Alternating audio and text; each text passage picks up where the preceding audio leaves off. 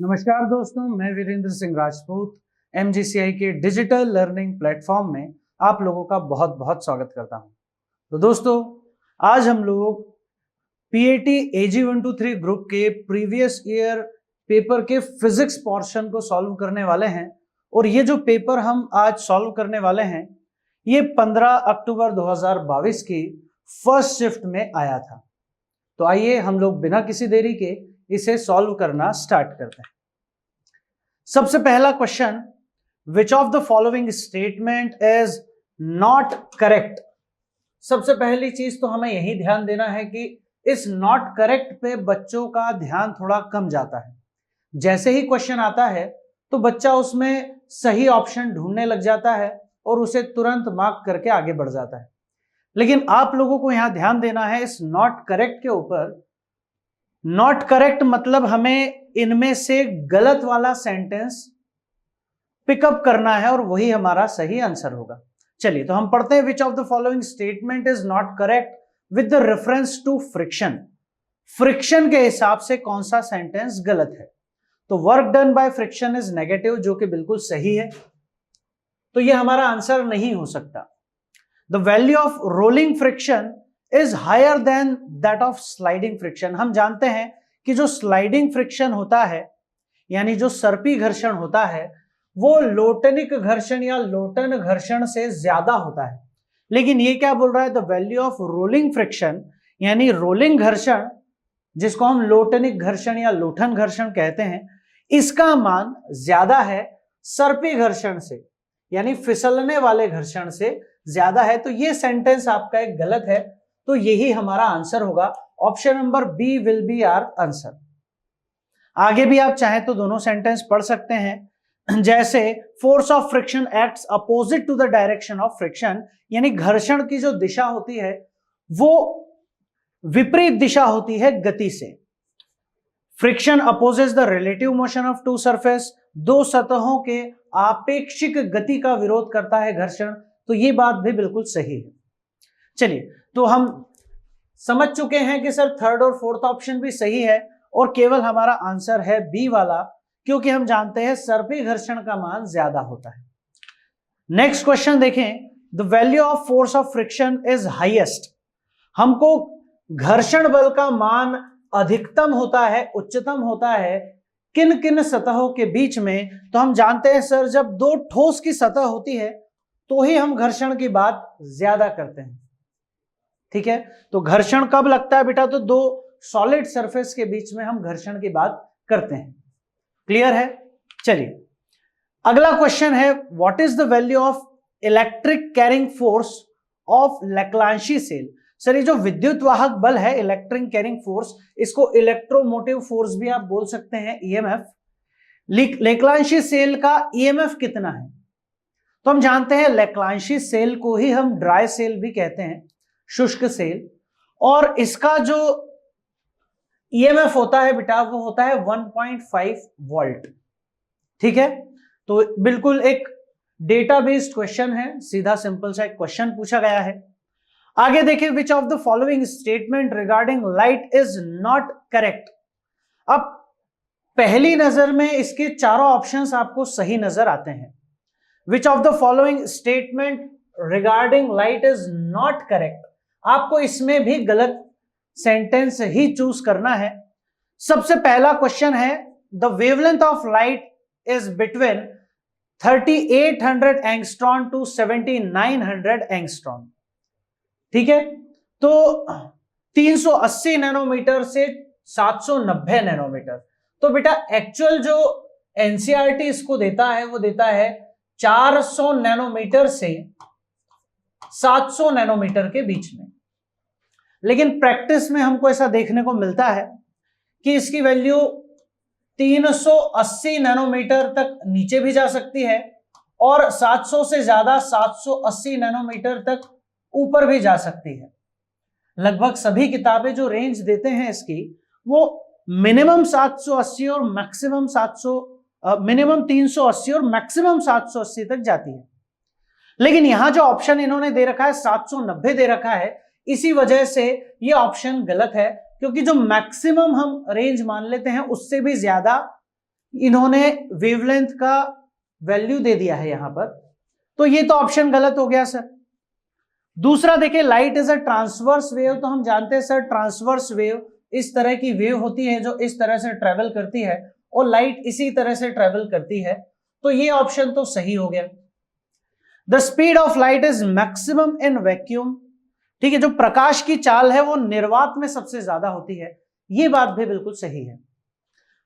चौथा ऑप्शन हम देखें, the medium whose refractive index is high, the speed of light is less in that medium, जिस माध्यम का अपवर्तनांक ज्यादा होता है उसमें प्रकाश की चाल कम होती है। और ये भी हम लोग देखते हैं कि जब हम सघन माध्यम में प्रकाश को भेजते हैं तो प्रकाश का वेग और उसकी तरंगदैर्ध्य दोनों कम हो जाती है, तो ये भी ऑप्शन हमारा सही है।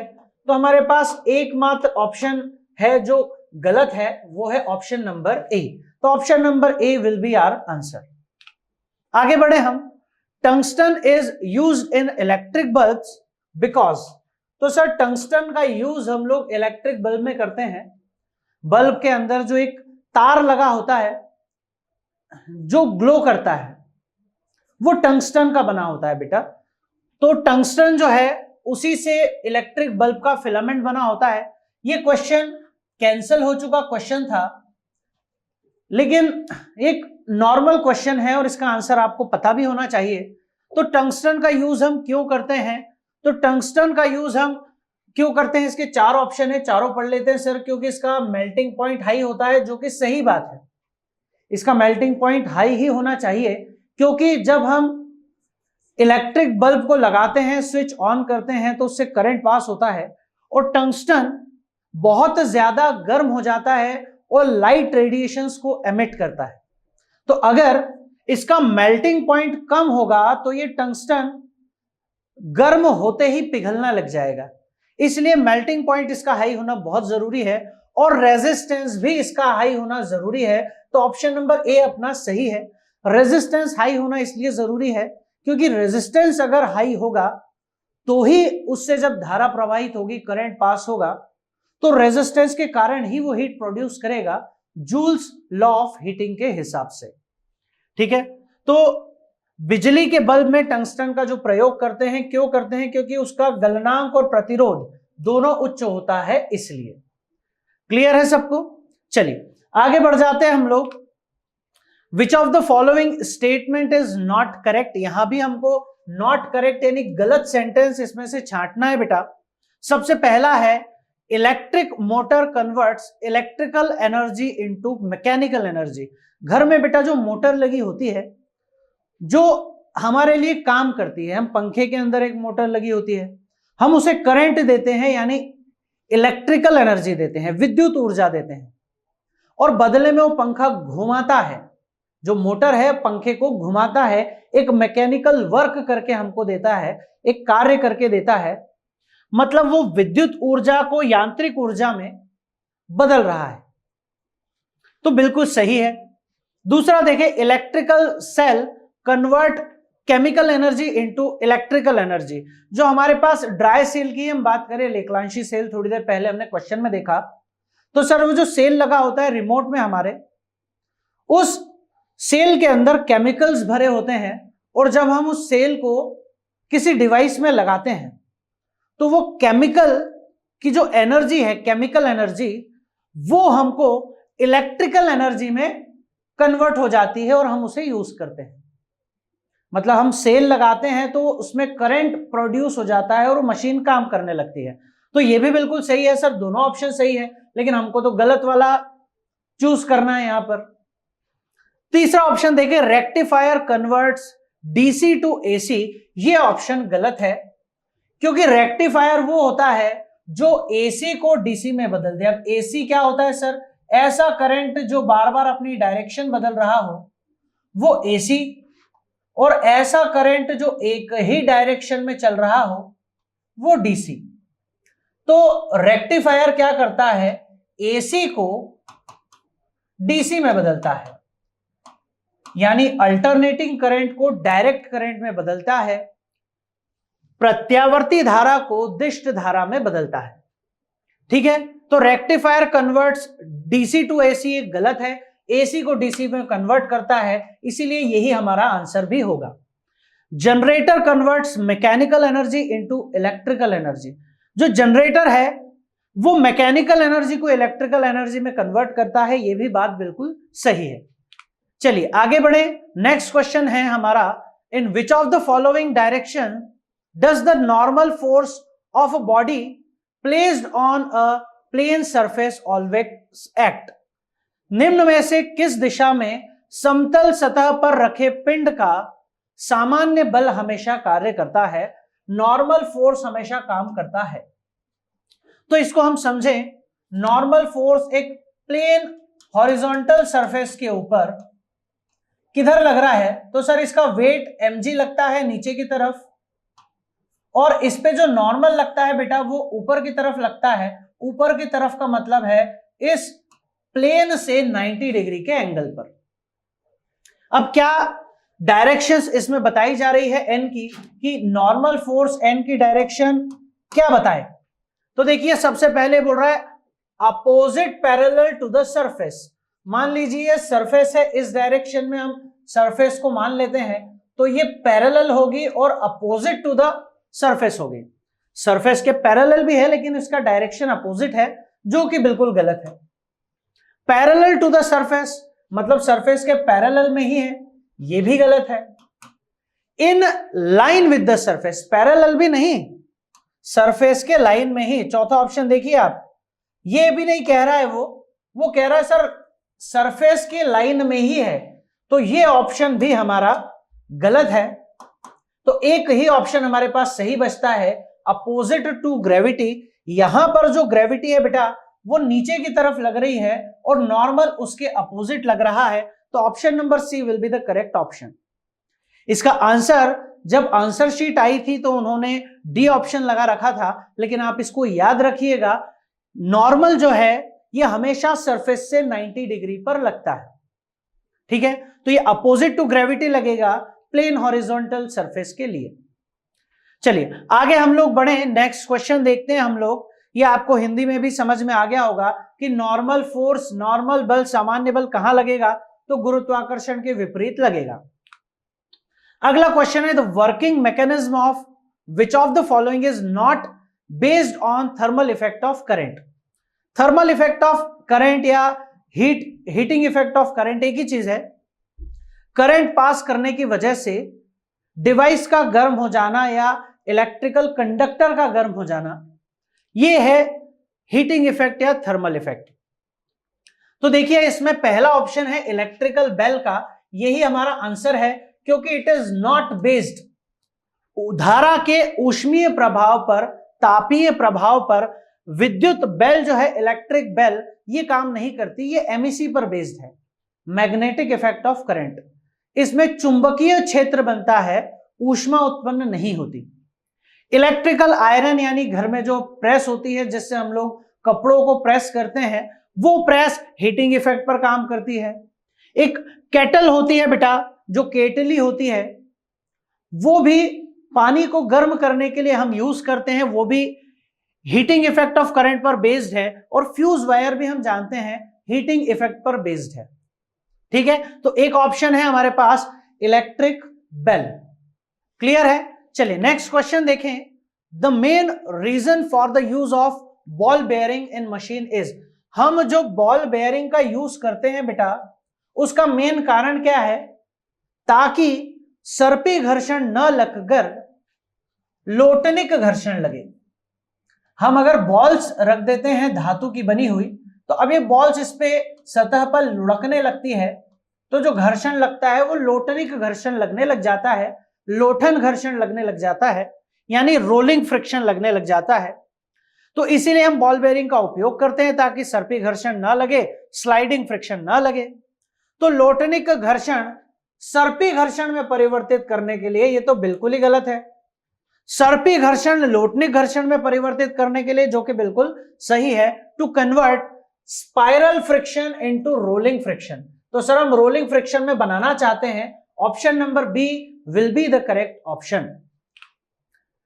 Next question, which of the following statement is not correct not correct, इसमें भी हमको गलत वाला ढूंढना है। According to Joule's law of heating, Joule का लॉ ऑफ हीटिंग है क्या? आप सब जानते होंगे कि जो हीट प्रोड्यूस्ड है, जो ऊष्मा उत्पन्न हो रही है, it is equal to I square R T.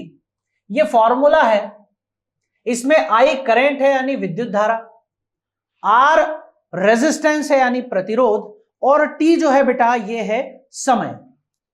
तो हम देखें क्या बोल रहा है ये, the heating produced in resistor is directly proportional to the resistance. जो प्रतिरोधक में ऊष्मा उत्पन्न हो रही है वो प्रतिरोध के अनुक्रमानुपाती है, समानुपाती है, जो कि हम देख रहे हैं कि बिल्कुल सही है। हीट जो है प्रतिरोध के समानुपाती है, तो पहला ऑप्शन तो हमारा सही है। दूसरा बोल रहा है heat produced is directly proportional to the time, तो क्या इस समय के भी समानुपाती है? बिल्कुल सही बात है, इसके भी अनुक्रमानुपाती है। ऑप्शन नंबर सी देखिए बी भी सही हो गया। The heat produced is directly proportional to the square of electric field intensity. Sir इसका तो हीट से कोई लेना देना ही नहीं है दूर दूर तक। हीट जो है करंट के स्क्वायर पे डिपेंड करती है, इंटेंसिटी पे यानी विद्युत क्षेत्र की तीव्रता पे बिल्कुल डिपेंड नहीं करती। तो ये जो ऑप्शन नंबर सी है ये गलत है। Heat is directly proportional to the square of current, ये भी सही है। मतलब जो गलत ऑप्शन जिसे हम ढूंढ रहे थे वो है ऑप्शन नंबर सी, तो ऑप्शन नंबर सी हमारा सही आंसर। अगला क्वेश्चन है, in which of the following direction is the force of friction always present. इन सभी में से कौन सी डायरेक्शन है फ्रिक्शन की जिसमें फ्रिक्शन हमेशा लगता है? तो इनवर्स ऑफ ग्रेविटी लगता है, तो इनवर्स ऑफ ग्रेविटी तो नॉर्मल लगता है बेटा, फ्रिक्शन नहीं लगता। In the opposite direction of force, force के अपोजिट डायरेक्शन में, perpendicular to the direction of force, ये भी गलत है। In the direction of force, force की डायरेक्शन में, तो सर बल हमेशा, जो घर्षण बल है हमेशा बाह्य बल की विपरीत दिशा में लगता है, in the opposite direction of force. यहां हम अगर देखें, आपने देखा भी होगा इसको डायरेक्शन में, कि अगर हम बाह्य बल F को इधर लगा रहे हैं तो घर्षण हमेशा इस दिशा में, विपरीत दिशा में लगता है।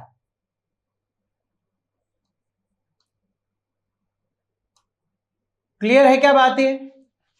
चलिए आगे देखें हम, विच of the following friction force has the highest value.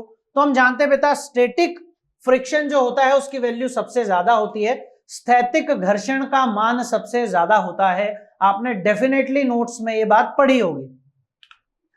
आगे देखें, which of the following phenomena and property of light is not correctly matched. कौन सा मैच करेक्ट नहीं है? तो सबसे पहले red appearance of sun at sunrise scattering की वजह से होता है, यानी सूर्योदय के समय या सूर्यास्त के समय जो आसमान है लाल दिखाई देता है, सूर्य लाल दिखाई देता है, तो प्रकीर्णन उसका कारण है, बिल्कुल सही बात है। When the pencil is immersed in water, the appearance of pencil is bent, refraction की वजह से ये घटना होती है कि पेंसिल को अगर हम पानी में डुबो दे तो पेंसिल हमें मुड़ी हुई दिखाई देती है, अपवर्तन के कारण होता है, बिल्कुल सही है। Glare of crack total internal reflection की वजह से होता है, कि जो सर कहीं भी दरार आती है उसका चमकना, ये भी टोटल इंटरनल रिफ्लेक्शन TIR की वजह से होता है, पूर्ण आंतरिक परावर्तन की वजह से होता है। ये भी बात सही लिखी है। लास्ट ऑप्शन है ट्विंकलिंग ऑफ स्टार्स, तारों का टिमटिमाना अपवर्तन की वजह से होता है, और यहां लिखा गया है परावर्तन यानी रिफ्लेक्शन, जबकि ये होता है ड्यू टू रिफ्रैक्शन। क्लियर है? तो ऑप्शन नंबर डी हमारा गलत है, और हमें गलत ही आंसर पिक करना है, तो ऑप्शन नंबर डी हमारा आंसर होगा। क्लियर है? Which of the following friction force has the highest value. अभी थोड़ी देर पहले ये क्वेश्चन हमने देखा था, बस ऑप्शन थोड़े से अलग थे, पर इसमें भी आंसर वही रहेगा। स्टैटिक फ्रिक्शन की वैल्यू हमेशा सबसे ज्यादा होती है जितने भी फ्रिक्शन है उनमें। नेक्स्ट क्वेश्चन है, the value of coefficient of friction is equal to which of the following. Sir जो हमारे पास घर्षण गुणांक है वो किसके बराबर है? तो sir cosine of friction angle. तो सर आपको याद होगा घर्षण कोण में हम लोगों ने पढ़ा था म्यू बराबर tan लैम्डा या म्यूएस बराबर tan लैम्डा।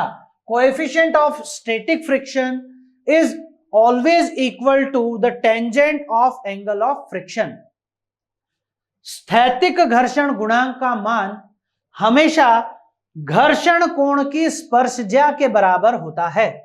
तो एक घर्षण कोण की स्पर्शज्या है, tangent of angle of friction है। Option number C will be the correct option.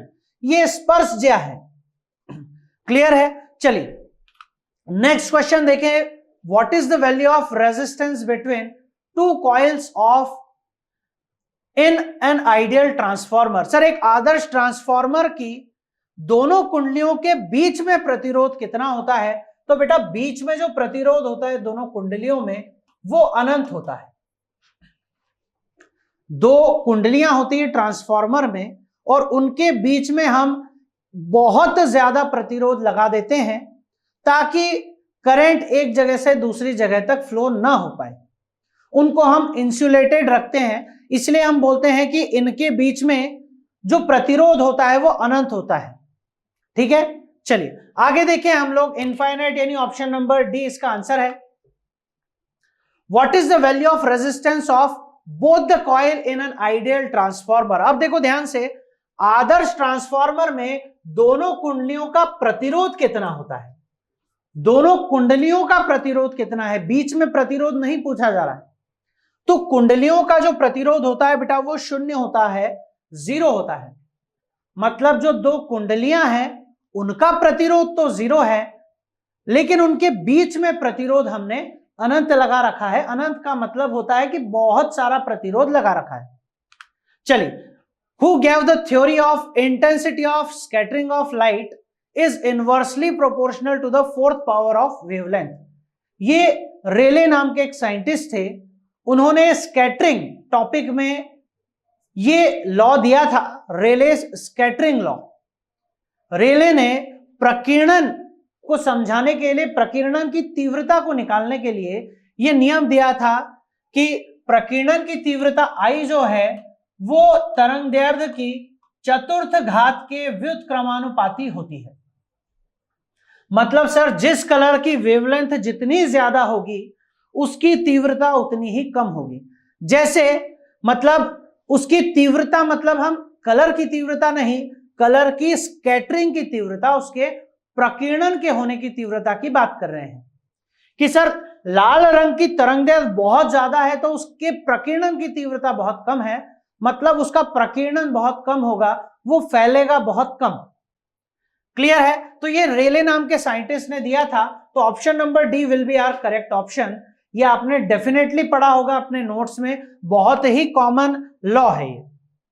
Which of the following statement is not correct? फिर हमें एक गलत सेंटेंस ढूंढना है इनमें से।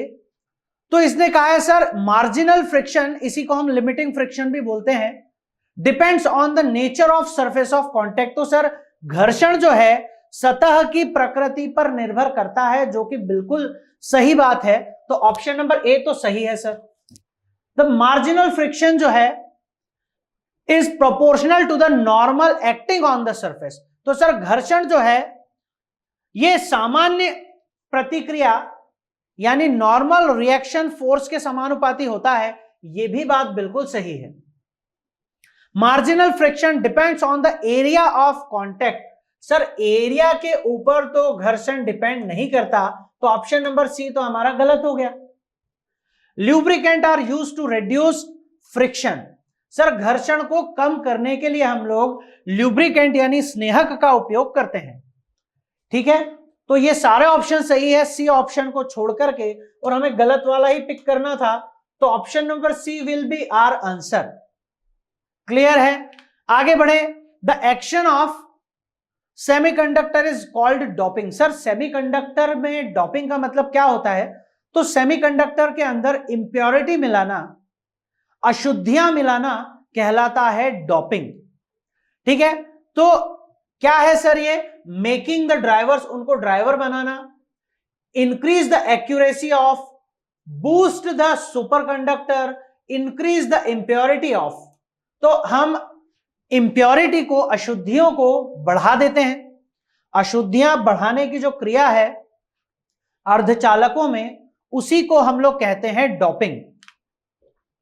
नेक्स्ट क्वेश्चन है, which of the following statement is not correct regarding the voltaic cell. Sir voltaic cell के बारे में क्या बात है? सर वोल्टेइक सेल हम लोग जिंक और कॉपर के इलेक्ट्रोड को लेकर के सेल बनाते हैं। जिंक और कॉपर, दो इलेक्ट्रोड इसके अंदर होते हैं बेटा।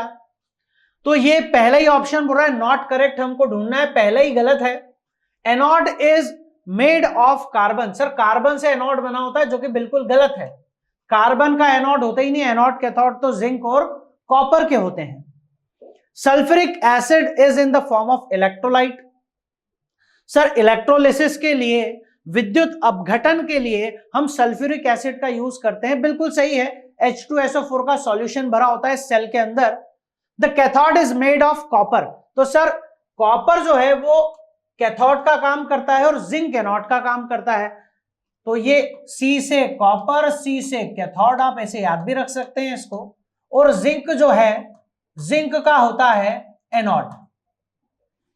आगे देखिए, the value of electric carrying force is 1.08 volt. तो सर विद्युत वाहक बल का जो मान है यहां 1.08 वोल्ट के आसपास होता है। और वोल्टेइक सेल का ईएमएफ जो है उसको आप याद भी रखें, 1 वोल्ट से लेकर के या 1.1 वोल्ट से लेकर के 1.2 वोल्ट के बीच में होता है। एक जनरल रेंज है। तो यहां इन्होंने 1.08 दिया है जो 1.1 के काफी करीब है। तो ऑप्शन नंबर डी भी सही है। तो एक ही ऑप्शन हमारा गलत है, बाकी सारे 100 ऑप्शन हमारे सही हैं। तो हमारा जो आंसर होगा वो होगा ऑप्शन नंबर ए। क्लियर है? चलिए आगे बढ़े हम। विच of the following statement is not correct. कौन सा इसमें सेंटेंस है बेटा जो गलत है, वो हमें बताना है। The direction of current is from negative to positive. बेटा ये कभी नहीं हो सकता। करंट की जो वैल्यू है हमेशा पॉजिटिव से नेगेटिव की तरफ होती है। The direction of current is from negative to positive terminal. ठीक है। The value of electric potential inside a solid sphere is. तो ये बेटा लास्ट क्वेश्चन है। ये क्वेश्चन में थोड़ा सा एक प्रॉब्लम है। प्रॉब्लम ये है कि इन्होंने सॉलिड स्फीयर के बारे में पूछा है, लेकिन जो ऑप्शन है सारे उन्होंने एक हॉलो स्फीयर यानी एक खोखले गोले के लिए दिए हुए हैं और ठोस गोले के बारे में पूछा है। ठोस गोले के अंदर आपको बता देता हूं मैं, ठोस गोले के अंदर जो हमारा वोल्टेज होता है, ठोस गोले के अंदर जो हमारा वोल्टेज होता है, जैसे हम बात करें कि सर सतह पर एक मान होता है वोल्टेज का सरफेस पे, इसके बाद ये वोल्टेज घटता है, लेकिन गोले के अंदर ये वोल्टेज बढ़ता है और इसका जो मान है वो मान लगभग सतह के मान से 1.5 गुना हो जाता है केंद्र पे। मतलब सर गोले के अंदर अगर हम जैसे जैसे सतह से अंदर जाएंगे वोल्टेज का मान तो बढ़ेगा और केंद्र पे तो ये 1.5 गुना हो जाता है सतह के। लेकिन यहां जो ऑप्शन आप देखेंगे तो ये सब्सटेंस पे डिपेंड करता है वोल्टेज, ऐसा कोई नहीं है, बिल्कुल ऑप्शन गलत है। मतलब अगर ये सॉलिड स्फीयर है तो पहला ऑप्शन तो गलत है ही, इनफाइनाइट पोटेंशियल हो नहीं सकता, जीरो पोटेंशियल हो नहीं सकता क्योंकि अंदर तो ज्यादा ही होगा, उससे कम तो होगा नहीं। Half of the surface, surface से आधा होगा, ये भी गलत है क्योंकि कम हो नहीं सकता। तो सर ये जो ऑप्शन आपको देके रखे हैं ये सॉलिड स्फीयर के दिए ही नहीं है और आंसर शीट में आंसर भी इन्होंने हॉलो स्फीयर के हिसाब से लगाया है। आंसर इसका दिया गया है 0, लेकिन 0 भी आंसर यहां पर नहीं हो सकता, ये आंसर शीट में हमको दे रखा है। तो ये जो क्वेश्चन है ये कैंसिल होने वाली कैटेगरी का क्वेश्चन है, इसको कैंसिल होना चाहिए था। लेकिन आप सॉलिड स्फीयर के आंसर्स को याद रखेंगे। सॉलिड स्फीयर के अंदर देखिए आंसर शीट में तो आंसर उन्होंने 0 दिया था, लेकिन जो पोटेंशियल है अंदर हमेशा ज्यादा होता है, कम नहीं होता। आंसर शीट के हिसाब से इसका आंसर 0 दिया हुआ है, ये आपको एक इंफॉर्मेशन में रखना है, लेकिन इसका करेक्ट आंसर भी याद रखना कि सॉलिड स्फीयर के अंदर हमेशा पोटेंशियल सरफेस से ज्यादा होता है, कम नहीं होता। ठीक है, यहां ये आंसर आप ऐसे अज्यूम कर सकते हैं कि 0 होगा अगर इस बॉडी के ऊपर कोई चार्ज ही ना हो। तो अगर इस स्फीयर के अंदर कोई चार्ज होगा ही नहीं तो इसमें पोटेंशियल भी नहीं होगा, और ऐसे केस में ये आंसर बिल्कुल करेक्ट होगा। ठीक है, लेकिन जनरली आपको ऐसा ऑप्शन नहीं देते, आपको ऐसे ही वैल्यूज दी जाती है कि अंदर जो सरफेस पे पोटेंशियल होगा सरफेस के अंदर वो ज्यादा होगा, कम होगा, 0 होगा, इनफाइनाइट होगा। तो याद रखना अंदर वैल्यू हमेशा ज्यादा होती है पोटेंशियल की सॉलिड स्फीयर में, और हॉलो स्फीयर में अंदर भी उतनी होती है जितनी सरफेस पे होती है। तो ये सारे बात आप जानते ही हैं। तो अभी फिलहाल हम इसका आंसर 0 मान करके चल सकते हैं, मान लेते हैं कि इसके ऊपर कोई चार्ज नहीं है। लेकिन इन फ्यूचर आपके पास ऐसा क्वेश्चन आए तो आप उसमें ज्यादा वाला ऑप्शन ढूंढना कि सरफेस के अंदर ज्यादा है, सेंटर की तरफ जाओ तो पोटेंशियल बढ़ता है और सेंटर से दूर जाओ तो पोटेंशियल घटता है। ठीक है, चलिए, तो इसी के साथ हमारा आज का ये पेपर का फिजिक्स पोर्शन सॉल्व हो गया है। हम मिलते हैं नेक्स्ट वीडियो लेक्चर में एक नए पेपर के साथ, तब तक के लिए जय हिंद, जय भारत।